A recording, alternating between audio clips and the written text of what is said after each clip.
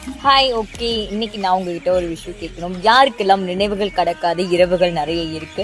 So பார்த்தீங்கன்னா ஒரு விஷயம் இருக்கு.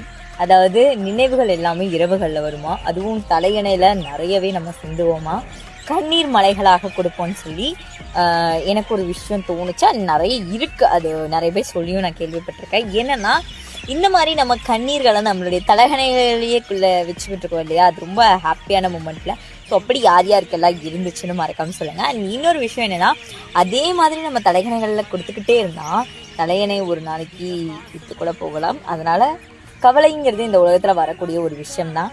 கவலையை மட்டுமே நோக்கி உங்களுடைய பாதைகளை பயணிக்காம, அதே நேரம் அதே நிமிஷம் நான் என்ன சொல்றேன்னா, கவலைகளை மட்டும் நோக்காமல் உங்களுடைய கவலைகளை தாண்டிய சந்தோஷங்கள் நிறைய இருக்கு. ஸோ அதை நோக்கி உங்க பயணங்களை போடுங்க. நிறைய பேர் ஒரே விஷயத்துக்காக ஏங்கிட்டு இருக்கீங்க. ஒரே விஷயத்துக்காக ஏங்காம உங்களுடைய பாதைகள்